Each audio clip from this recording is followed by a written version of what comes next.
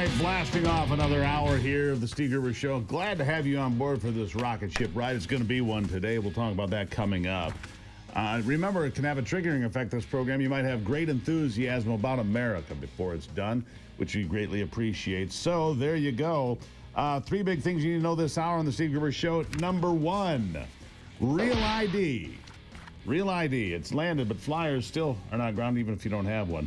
Number two, in Michigan, the Democrat-led government spent millions, tens of millions of dollars to service illegal immigrant services for legal aid and such. Yeah, and number three, it is all about a deal with China today. All about a deal with China. What do I mean by that? Well, Scott Bessent announcing a short while ago that a deal has been reached on tariffs with the nation of China, and they will set aside most of the tariffs for 90 days while they try to sort things out. It means the 145% tariffs U.S. has been imposing on China will be dropped to just 30%, a drop of 115% by Wednesday.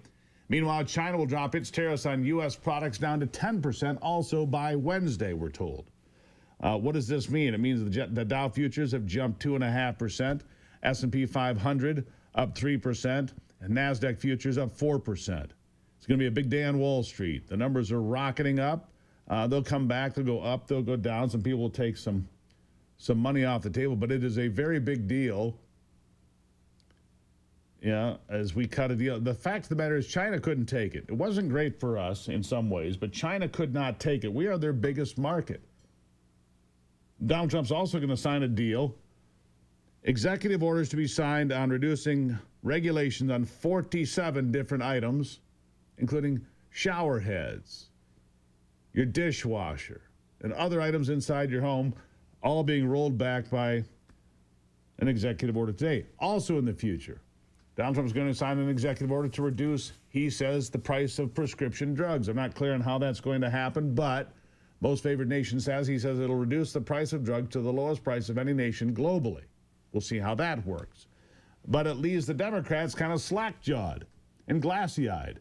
What are they going to do if Donald Trump lowers the price of prescription drugs? What if Donald Trump takes every single card out of their deck and plays it for himself? Leaves them wondering what to do now, doesn't it? Leaves them in a tough spot. Meanwhile, his 17th week back in office, Donald Trump will be heading to the UAE, Saudi Arabia, and Qatar. Qatar is offering the United States a brand new not brand new, a greatly enhanced 747-8 jumbo jet called the Palace in the Sky. And if you've seen pictures inside this rig, well, it is a palace in the sky. They're offering it to us as use of Air Force One. Now, the question for me, and Anthony raised this earlier, and I have the same question, is how can you trust a jet coming from a foreign country? I guess the jet's 13 years old, but it's worth $400 million reported value, $400 million, to be used as Air Force One until near the end of Donald Trump's second term here, and then it would be turned over to the Trump Library for the then former president to use post-presidency. But is that a gift to the president? Is that a bribe? That's the question being asked. Is that covered under the emollients clause? Maybe. Now, technically speaking, the jet doesn't go to Donald Trump. It goes to the Department of Defense, and then it doesn't go to him directly. It goes to the foundation that runs his library. But that's skirting awful close to the flame, isn't it? Icarus, isn't that pretty close to the fire? I would say. Anyhow, so we're gonna take a close look at that as it continues to be discussed. Now, back to the prescription drug idea. I want to go to bite 9 here, Anthony. I didn't mention that to you, but I do. And when I say Donald Trump is in swiping cards from the deck played by progressives and Democrats and the far left fringe sometimes, well, I mean it. Listen to this. Margaret, let me make a campaign promise to you, and you can repeat this, play this tape over if I'm elected president. And that is, if I am elected president, I'm going to cut prescription drug costs in this country by 50% so that we are not paying any more than other major countries are paying. Maybe we can. Well, there you have it. 50%, and that's the same thing that Donald Trump says. Most favored nation, dropping our prescription prices to whatever the lowest price is paid anywhere in the world. Anywhere in the world, we'll bring the price right down to the same place. All right? We'll bring the price right down to the same place. Let's see. Speaking of spending, here's something closer to home here in Michigan, where I am. The headline, Michigan's Democratic-led government spent $46 million on services for legal and illegal immigrant services in 2024. Michigan's taxpayers would be wise to keep a close eye on how Democrat-led state government has been spending its money, your money. In documents obtained by the digital outlet Michigan Enjoyer, it is revealed that the Office of Global Michigan is spearheading programs for those they call newcomers. It's a nice euphemism for illegal aliens.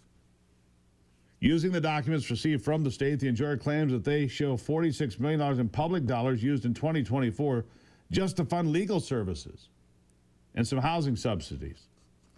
Administered through a network of nonprofits with grants, the program is coordinated by the Office of Global Michigan at the Michigan Department of Health and Human Services. According to the Enjoyer, $1 million went to the Refugee Development Center, home to the Newcomer Center, where they promote inclusivity and social justice. Additional handouts for immigrant services, including $476,000 to migrant legal aid. They disseminate Know Your Rights guides.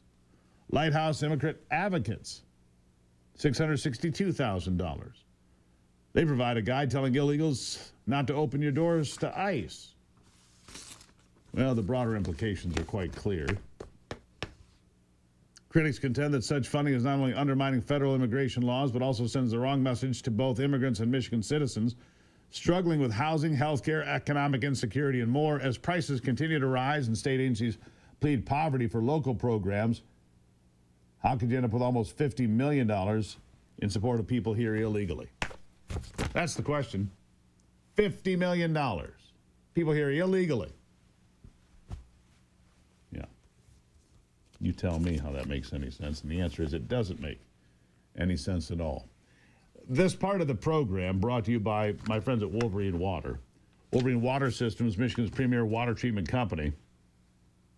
Been here for 75 years. Michigan made, Michigan serviced, Michigan installed. It's a Michigan company. Support the home team. WolverineWaterSystems.com. I do. I've been using Wolverine Water since well before I ever did this program. Yeah, they're the real deal, and I appreciate who they are. Speaking of Michigan companies, how about the best dog food available anywhere? That's right, Great Lakes Pet Food. GreatLakesPetFood.com. You can find out more about the best dog food made in West Michigan with real turkey, real chicken, real pork. It's really good. Look, Cody's like 110 years old. My dog, okay, she's 16 years, 1 month. That's old. She's been eating Great Lakes Pet Food for the last, 6 years? And she's 16 and just cruising. Crazy but true, anyhow. Good stuff. Good stuff. I'll take a break. When we come back, I've got State Representative Mike Harris from Waterford is going to join me. Maybe we'll get some answers to some of these questions I have. You'll have to find out after the break.